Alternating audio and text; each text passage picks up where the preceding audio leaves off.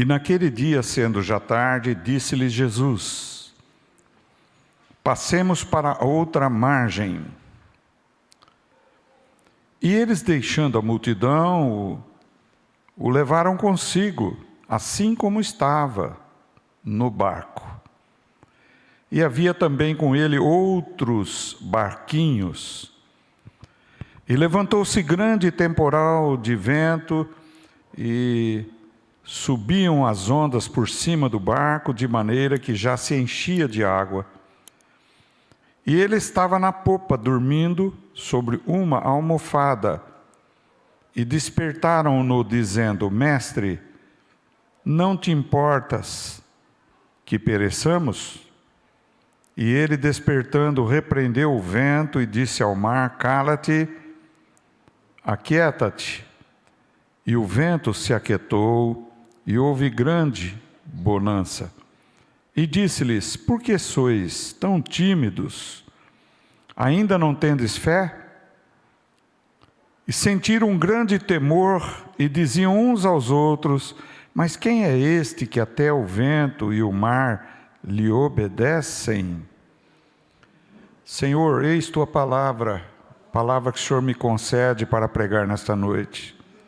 Eu quero que tu abras o entendimento dos meus irmãos, para que compreendam a mensagem, a tua palavra, e sejam fortalecidos na fé, e sejam abençoados e cresçam na tua graça, Pai. Que nada os impeça de ouvir a tua palavra, de compreender tua palavra e serem abençoados por ti por isto, Pai.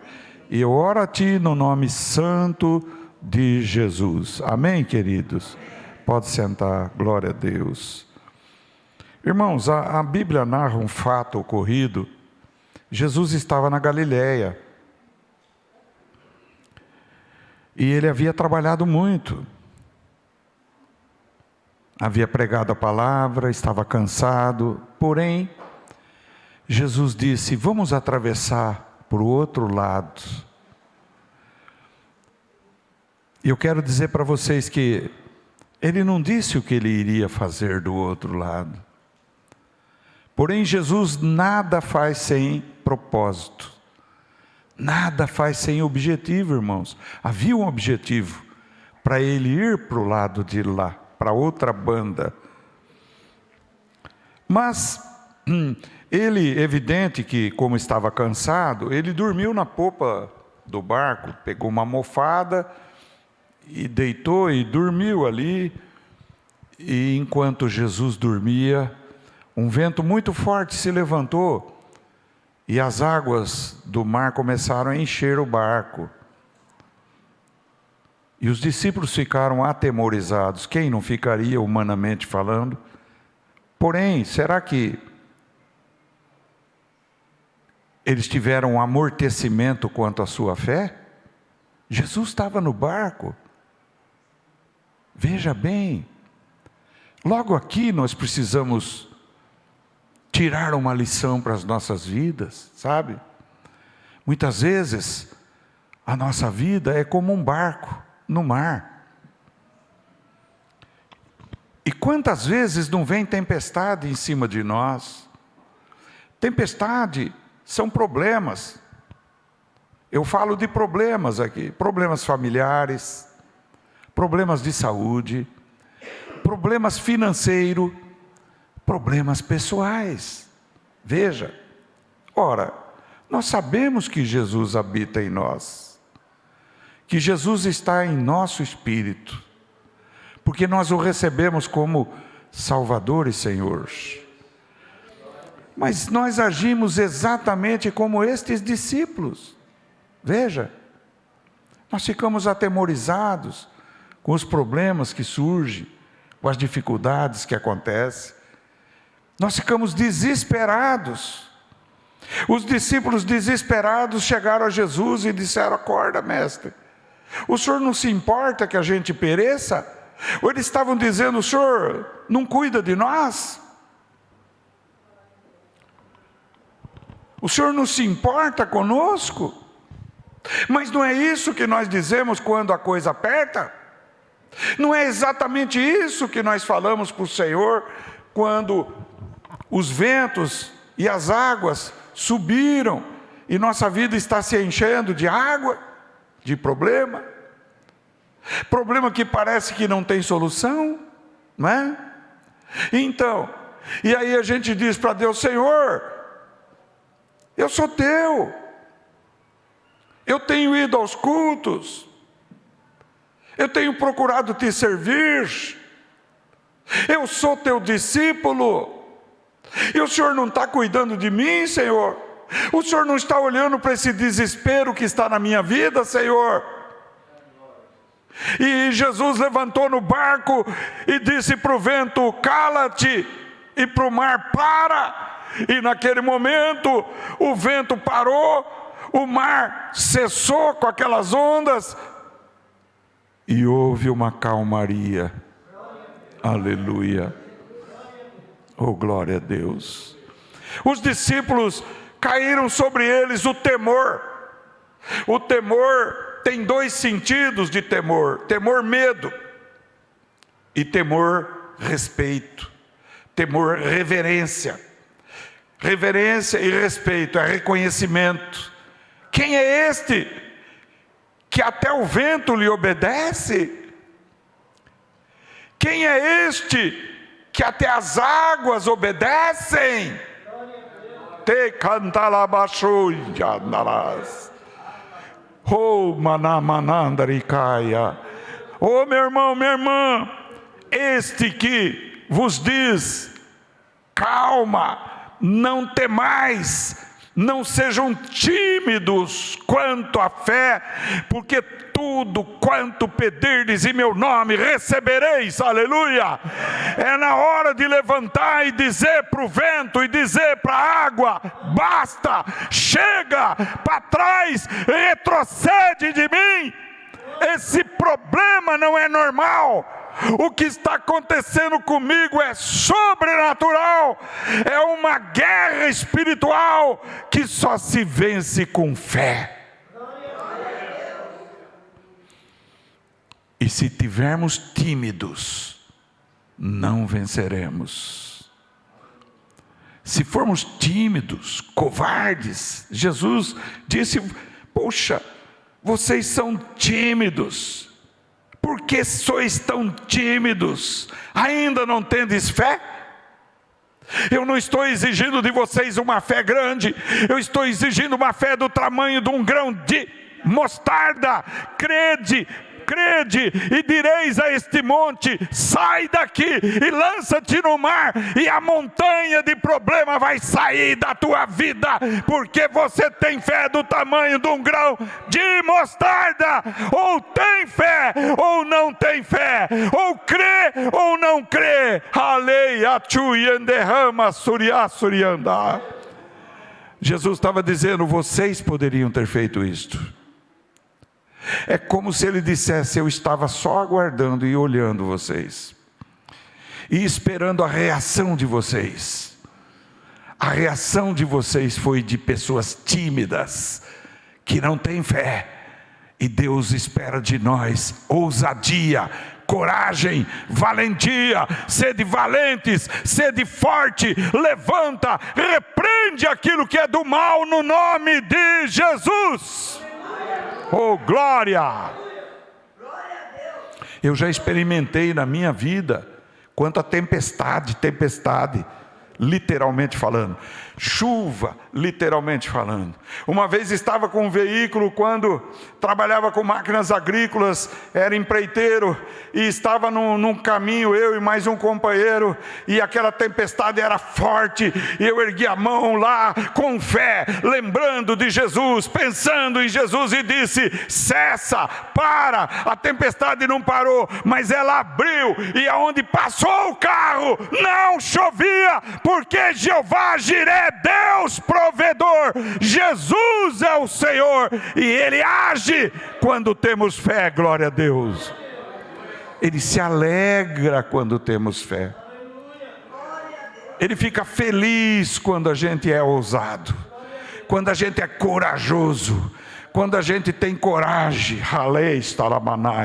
Porém, no caso aqui, havia um motivo daquela tempestade. Aquela tempestade não era uma tempestade, uma chuva serodia, não era algo natural, mas era algo sobrenatural, que fez aquela chuva vir sobre eles e aquelas ondas se levantarem contra eles, para impedir Jesus de chegar a outra banda do mar.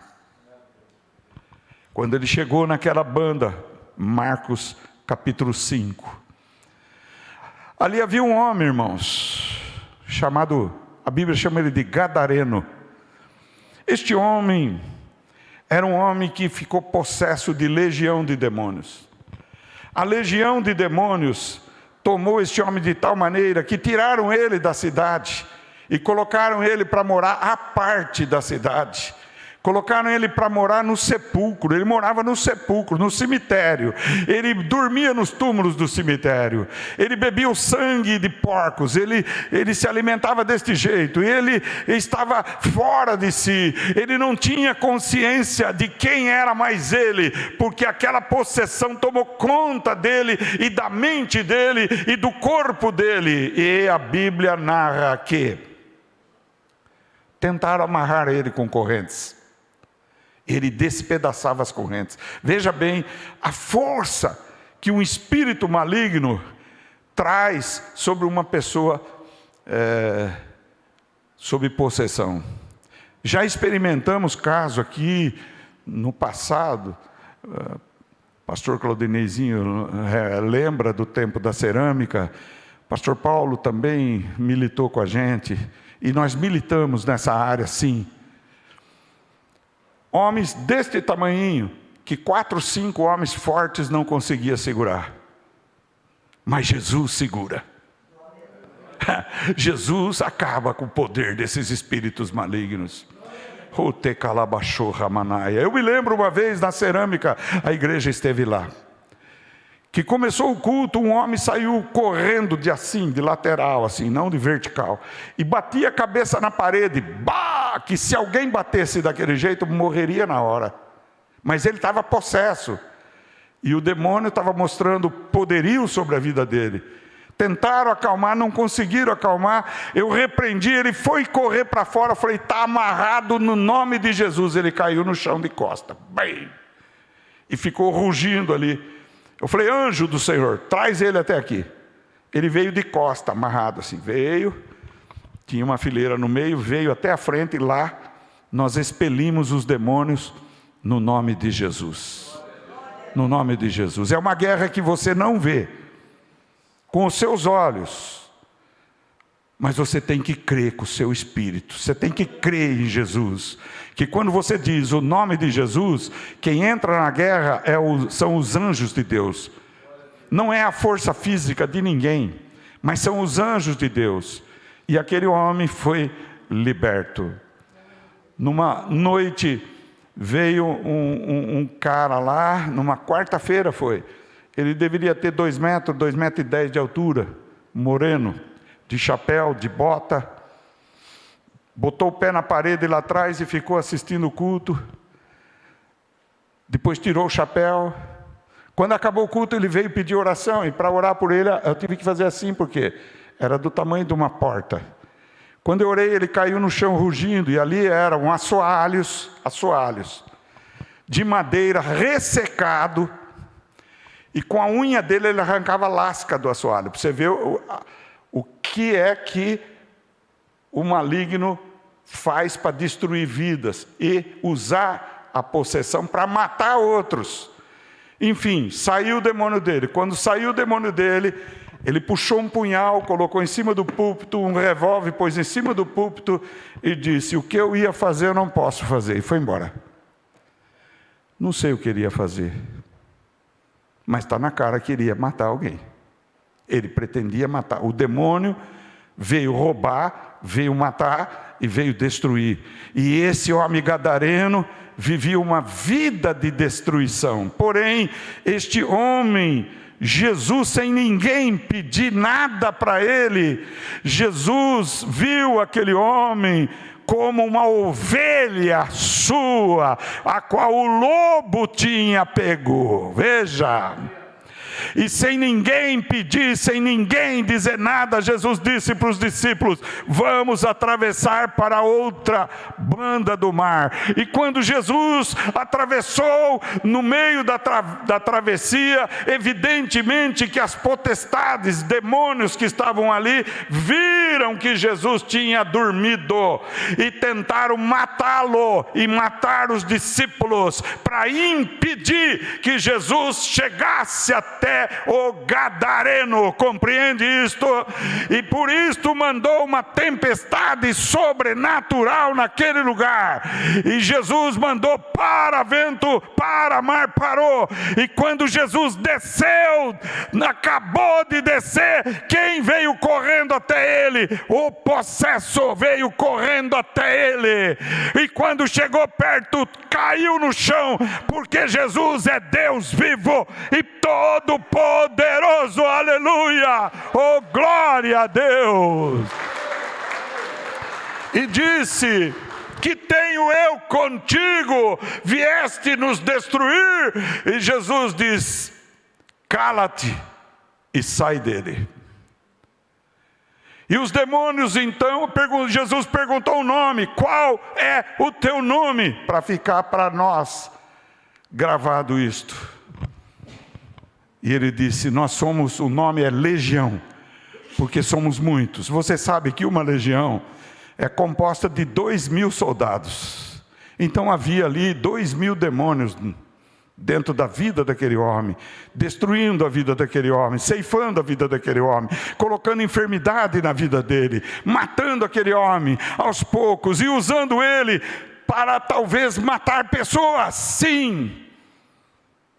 E os demônios rogaram para Jesus: podemos entrar naqueles porcos? Olha bem o ensino bíblico e a palavra de Deus.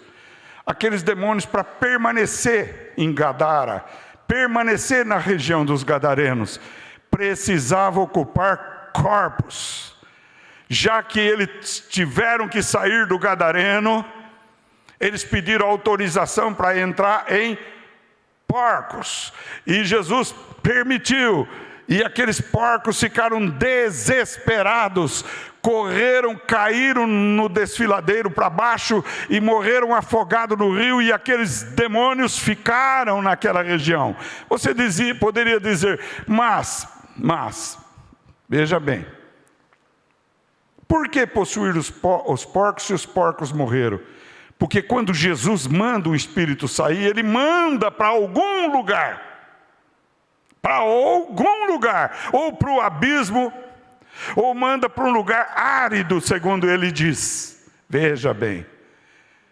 Então aqueles demônios queriam ficar naquele lugar, naquele território. Há espíritos territoriais, está compreendendo? Nós aqui lutamos, aqui a igreja que está neste lugar, luta com espíritos territoriais. Veja bem. Que ficam em determinado território, querem tomar posse daquele território e impedir as vidas de virem a Jesus, assim como esses demônios tentaram impedir que Jesus chegasse até esse Gadareno.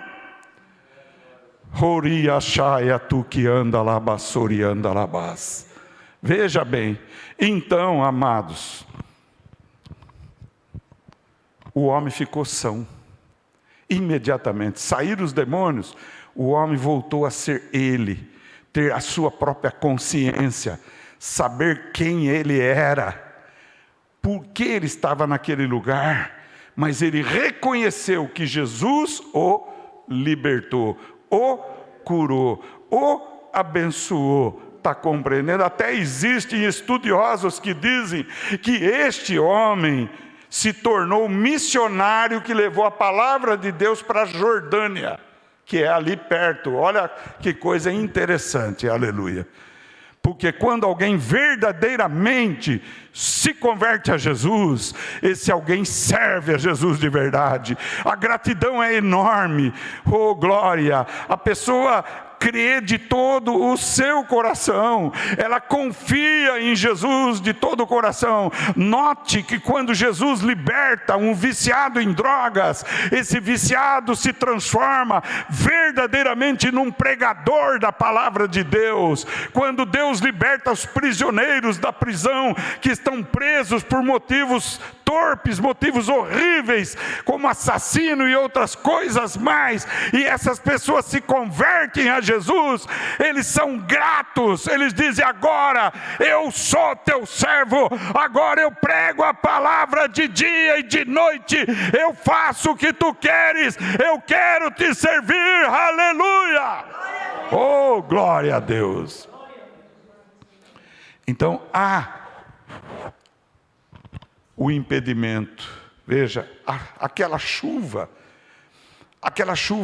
tremenda que veio, aquelas águas que subiram, em que estavam enchendo o barco, pretendiam matar Jesus, matar os discípulos, e porque eles viram que Jesus estava dormindo, e Jesus repreendeu, parou. Talvez na nossa vida, nas nossas vidas, existe uma tempestade tremenda, algo horrível acontecendo, porque Deus tem um plano de te usar para a glória do nome dEle, para levar o Evangelho e pregar a palavra para o doente, para o enfermo, para o manco, para o bêbado, para a prostituta, para o viciado, pregar a palavra que liberta, que cura, que salva, que transforma.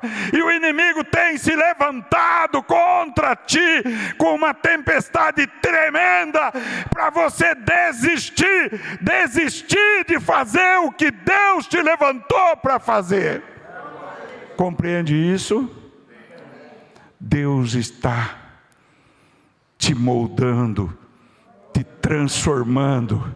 As lutas que vêm sobre as nossas vidas como cristãos, vêm para nos forjar, nos transformar, nos abençoar, nos preparar, nos moldar para sermos resilientes, resistentes, perseverantes, homens, mulheres de Deus, que sabem o que é sofrer e que vai ser usado por Deus para salvar outras pessoas, pela palavra de Deus, pelo Evangelho de Cristo, pelo poder que há no nome de Jesus. Por isso eu te digo: levanta-te contra a tempestade que tem se levantado na tua vida, e diga: pode parar, porque eu vou seguir em frente, eu vou fazer a obra de Deus, eu vou pregar o Evangelho, eu vou levar vidas para a igreja, eu vou levar vidas para Cristo, eu vou e eu quero ser usado por Deus como um vaso novo, aleluia. Compreenderam? No invés de reclamar, como os discípulos: o Senhor não se importa, Senhor? Eu estou doente, o Senhor não cura? Eu estou com um problema, o Senhor não tira? O Senhor está dizendo para você nessa noite: ô tímido, você é um covarde, você precisa resistir, porque eu tenho algo grande para fazer através de você. Eu quero usar a tua vida, e você fica preso nessa tempestade. Enquanto não passar essa tempestade, você tem dito: eu não vou fazer nada. Então você vai ficar sem fazer nada. Você precisa se levantar, você precisa reagir, você precisa ser servo ousado e corajoso, e usar a palavra de Deus, aleluia. Oh, glória a Deus. Por que Paulo, apóstolo, diz: quando eu sou fraco, aí é que eu sou forte? Por que você acha que ele diz isso? Porque havia um espírito que o esbofeteava, e ele disse para Jesus: Senhor, dá um jeito nisso, tira isso. Jesus disse: basta a minha graça na tua vida. Quando você é fraco, aí você é forte, aleluia. Olha bem, o Evangelho é o contrário do que este mundo imagina.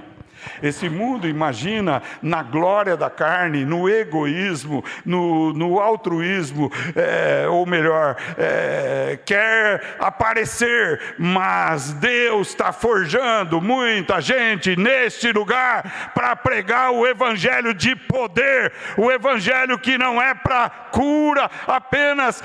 Eu vou amassar o ego dessa pessoa, eu vou dar uma ajuda para essa pessoa, é uma ajuda ajuda psicológica. Não, evangelho não é ajuda psicológica, evangelho não é para palpar ninguém, evangelho é o poder de Deus para a salvação de todo aquele que crê. Glória a Deus, é isso que é o evangelho. O evangelho confronta. O evangelho confronta o diabo, confronta o inferno, confronta o maligno, confronta o pecado, confronta o que está errado e diz: está errado, é errado. Se gostou, gostou. Se não gostou, se converta, porque senão vai para o inferno. Arrependa-se dos teus pecados enquanto está no barco. Aleluia. Enquanto estás caminhando, aleluia, oh glória a Deus. Olha, Moisés poderia ter saído como príncipe do Egito e já dito, Deus poderia ter dito para ele: ó, você é príncipe, todo mundo te conhece aqui, diga para o faraó, solta o povo de Israel. Não, Deus não fez isso. Não, Deus não fez isso. Deus tirou Moisés do Egito, e por 40 anos ele vagou no deserto, até ele encontrar Jetro, até ele encontrar a mulher que ele casou, e ele viveu 40 anos no deserto, e ele enfrentou tempestade, e ele enfrentou o frio da noite, e ele enfrentou animais ferozes, apacentando o rebanho do seu sogro, e ele foi tendo tempo para meditar nas coisas de Deus e na sua origem, que era judaica. Aí, quando ele já estava nesse ponto, Deus disse: agora eu vou te usar para libertar o meu povo. Eu não vou te usar como general do exército. Eu não vou te usar com a força que você tem, com a influência que você tem. Não, eu vou usar o meu poder e você vai ser o meu instrumento para tirar o povo do Egito. Aleluia. E ele foi vestido como pastor de ovelha. Ele foi com um cajado na mão. E ele foi lá e Deus libertou o povo de Israel do Egito. Aleluia. Sob forte mão, Deus passou a espada nos deuses, demônios, principados, potestades que haviam no Egito. E na 10ª praga, Deus libertou o povo. E muitas vezes você está dizendo: Senhor, por que eu estou desse jeito? Há uma razão. Deus está te preparando, meu irmão. Deus está te preparando para ser usado para algo maior, algo grande, algo poderoso, algo que vai glorificar o nome dEle, algo que você coloca Deus na frente e Deus é que faz a obra. Deus é que faz a obra. Deus é que opera a salvação. Deus é que vai atrair pessoas. Deus é que tem poder de atrair multidões. Mas para isto, Deus precisa trabalhar primeiro com as ovelhas, para que as ovelhas possam trabalhar para o Senhor. Aleluia. De que adianta chegar 1000 pessoas e não ter gente para poder orientar, orar, aconselhar, visitar? Deus está preparando vocês, igreja. Deus está preparando cada um de nós, aleluia, para essa obra grande que Ele quer fazer, aleluia.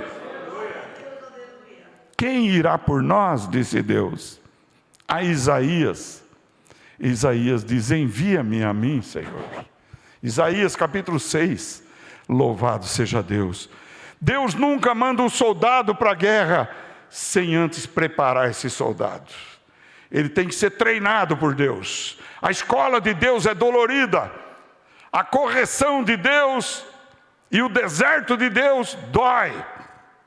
Mas forja, prepara homens e mulheres e jovens para uma guerra que não é uma guerra natural, é uma guerra sobrenatural, aleluia.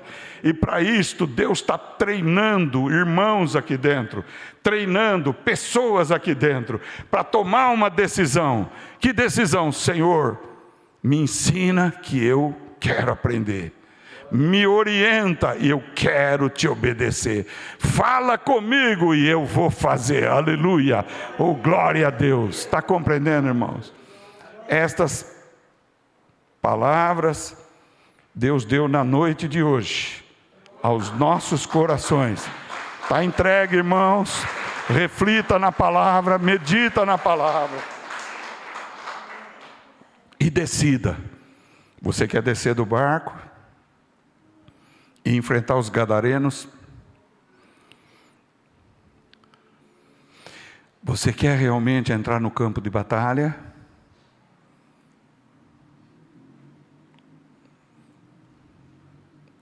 Decide isso em nome de Jesus.